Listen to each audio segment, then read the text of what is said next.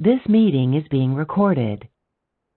In this next section of Chapter 7, we're going to take a look at the process of the substitution reactions. There are two possible mechanisms that we will review. So the first is called a concerted mechanism, where things happen in, we could say, one step, or it happens, two steps happen at one time. So it's called concerted. And then we have the stepwise process that can occur. So that would happen in two distinct steps, we'll see. So on this slide, we have the description for the concerted mechanism, which we have the breaking of our bond to our leaving group. So right here, this loss of leaving group occurs and that bond breaks at the same time that a bond is being formed to our nucleophile. So both of these movements of electrons happen at the same time. So that's why we call this a concerted mechanism. And then we see our products over here. Then we have the stepwise mechanism where the leaving group leaves first. So that's what we see shown here. Those electrons involved in that bond move to that halogen, and we have our leaving group shown here. This step is called loss of leaving group. And then this generates this carbocation intermediate that we will talk about in depth. And this allows for that electrophilic site for that nucleophilic attack to occur. So then we see our product over here and our halogen, or our halide ion rather, as we saw in the first mechanism path. But this occurs in two distinct steps. So first we have that loss of leaving group followed by a nucleophilic attack. And this is covered extensively in section 7.8.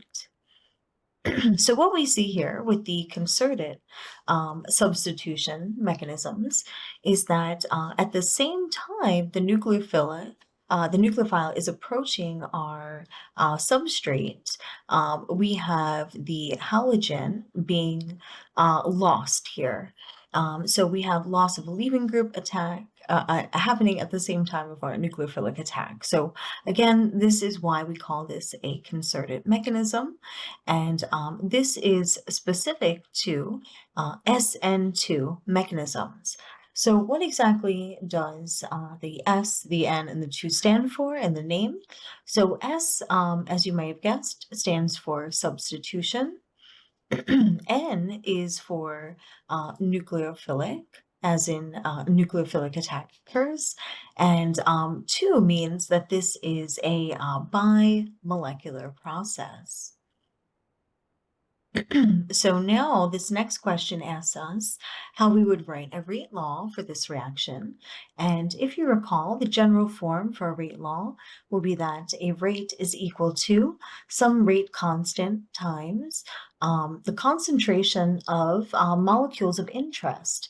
And in this case, this was a bimolecular process. So both the alkyl halide, or our substrate, and our nucleophile will be involved in our kinetic rate law, rather. So this is just a generalized form of what a rate law could look like for this type of reaction. And how could we design a laboratory experiment to confirm this? In Gen Chem 2, you probably looked at some kinetics in your course, and you probably were given some calculations to do depending on if a rate was unimolecular or bimolecular. You would have either 1 or 2 concentrations, and then you could hold one concentration of a reactant constant while you altered another, and see the relationship between the rate, how that changes to your changes made to your concentrations of your reactants. So that is one way that you could design an experiment to test the kinetics of that experiment. So another concept with these SN2 reactions are what happens with the stereochemistry. So what we see whenever we have this type of SN2 mechanism is we see an inversion of our configuration. So what we have over here for our substrate is configuration S. And after the nucleophilic attack and our substitution occurs, now we see our product is an R configuration. So this is something that you should note. Every time you have an SN2 reaction, you will have inversion of configuration. And just a quick explanation using the molecular orbital theory perspective here. The nucleophile can only attack from the backside, and this kind of forces the molecule to flip, if you will, its configuration. So there's no front side attack. So we're only going to have this one side that the nucleophilic attack can occur from. And that's because we have, with a front side attack, we have a node present in this specific site here in this molecular orbital. So that's why, once again, we can only do this backside attack, and we will always see that inversion of configuration. So we're asked here, noting the backside attack, to draw what we have here the transition state. So in brackets, I have placed what we are asked to draw, and we see that our nucleophile here is approaching our substrate, which contains the bromine here initially. So what we have drawn in are these dotted lines indicating a bond forming, and then over here to the bromine, a bond breaking.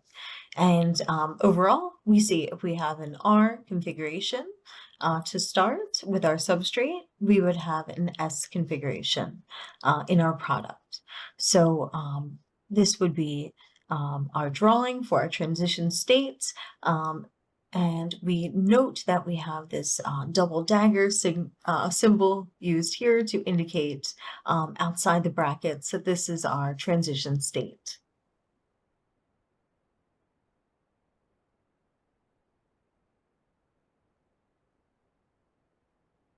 All right, so we have on slide 20 here a trend that shows us an increase in reactivity towards this SN2 mechanism. So we should note that tertiary substrates, tertiary halides specifically, are going to be too sterically hindered to react via this SN2 mechanism pathway. So methyl substrates are the most reactive, followed by primary and then secondary. So we can look at what we can call this reaction coordinate diagram, which shows us relative rates of reactions. So we have up here our methyl bromide, and then we have a primary, secondary, and tertiary substrate. And then we have what's shown as the relative rate. So the relative rate for a primary substrate, this alkyl bromide substrate is given as 1, we have the methyl is about 145 times faster of a rate, and then secondary is much slower, and we see that a tertiary substrate would not even react using this SN2 pathway. We also see if we have an alpha substituent added on in this column here, and then if we have a beta substituent. They follow the same trend as our unsubstituted compounds. So as we can see, our relative rate is the lowest with our beta substituents, starting here down to our tertiary is the lowest. So if we wanted to rationalize our kinetics data, we would take a look specifically at our activation energy.